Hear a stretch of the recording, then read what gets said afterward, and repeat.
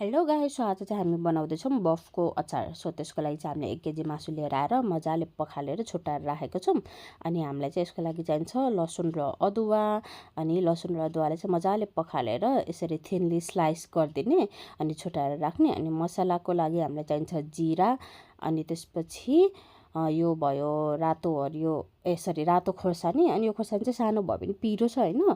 अनि मेथी भयो, त्यसपछि यो भयो धनियाँको दाना, यो तोरीको दाना, अलैँची, सुकुमेल, अनि ल्वाङ, अनि मरिचको दाना, अनि त्यसपछि दालचिनी छ।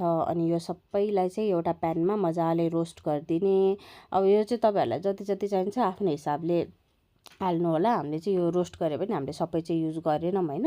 यसलाई चाहिँ अब रातो हुन्जेलसम्म चलाउँदै रोस्ट गरिदिनुहोस् अनि सेलाउनलाई छोडिदिनुहोस्। त्यसपछि अघि धोएर राखेको मासुमा चाहिँ हल्का तेल अनि बेसार र नुन राखेर चाहिँ यसलाई मजाले मोलिदिनुहोस्। यस्तो गर्दाखेरि चाहिँ के हुन्छ भने मासुको टेस्ट चाहिँ अझै मिठो हुन्छ क्या त्यो नुनले गर्दाखेरि। अनि यसरी मजाले मोलेर एकछिन चाहिँ यसलाई चाहिँ साइडमा राखिदिनुहोस् होइन, म्यारिनेट हुनुको लागि छोडिदिनुहोस्।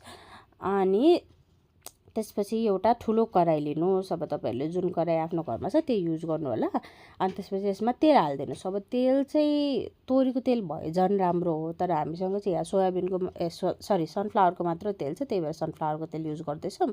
अनि त्यो तेल तात्तिसकेपछि मजाले तात्तिसकेपछि अघि रेडी गरेको मासु हालिदिनुहोस्। अनि त्यो मासु चाहिँ अब सुरुमा हाल्दाखेरि चाहिँ अलिक पानी निस्किन्छ होइन। त्यो पानी निस्किँदा पनि केही हुँदैन, मजाले हाई हिटमा मजाले पर्पर हुने गरेर फ्राई गर्नुहोस् है, हाई फ्लेममै फ्राई गरिदिनुहोस्।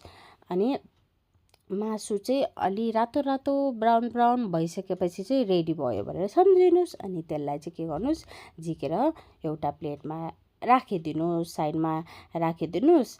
अनि यसरी बनाएको यो फ्राई गरेको मासु चाहिँ यत्तिकै पनि कस्तो मिठो थियो है। म चाहिँ खाँदा खाँदा झन्डै आधी नै सकायो होला, आधी चाहिँ सकाइन तर एकदमै मिठो हुन्छ होइन। अनि यसरी फ्राई गरेर छुटाएपछि फेरि त्यो कराईलाई चाहिँ सफा गरिदिनुहोस्। अनि त्यही तेललाई युज गर्दा पनि हुन्छ तपाईँले, अथवा तेल चेन्ज गर्दा पनि हुन्छ। हामीले चाहिँ त्यही तेल चाहिँ युज गऱ्यौँ। त्यसमा चाहिँ अघि काटेर राखेको लसुन र अदुवालाई मजाले एकछिन फ्राई हुनलाई छोडिदिनुहोस्। अब यो चाहिँ रातो नहुन्जेलसम्म मजाले फ्राई गरिदिनुहोस्। अनि त्यसलाई निकालेर राखिदिनुहोस्। अनि फेरि त्यहाँ चाहिँ हामीले अदुवा लसुनको पेस्ट पनि बनाएको थियौँ एक्स्ट्रा टेस्टको लागि, त्यो पेस्ट पनि राखेर एकछिन मजाले त्यसलाई फ्राई गरिदिनुहोस्। यसमा चाहिँ इन्ग्रिडियन्ट पनि धेरै चाहिँदैन अनि बनाउनु पनि सजिलो नै छ होइन। त्यही भएर एकचोटि ट्राई गर्नु होला। अनि त्यसपछि अघिको अदुवा लसुन त्यो फ्राई गरेको मिक्स हालेर अनि फेरि त्यसमा चाहिँ अब आफूलाई चाहिने जति त्यो रोस्ट गरेर राखेको मसला चाहिँ ग्राइन्ड गर्ने अनि त्यसलाई पनि एड गरिदिनुहोस्।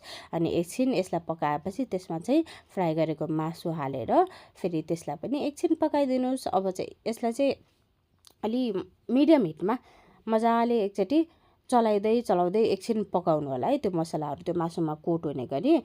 अनि अमिलोको लागि चाहिँ स्वादको लागि चाहिँ तपाईँहरूले कागती हाल्न सक्नुहुन्छ। अब कतिको अमिलो खानुहुन्छ त्यही अनुसारले कागती हाल्नु होला। यति भएपछि चाहिँ यो मासुको अचार चाहिँ रेडी हुन्छ। अनि सेलाएर बट्टामा राखेर खानु होला। Okay, enjoy, by by.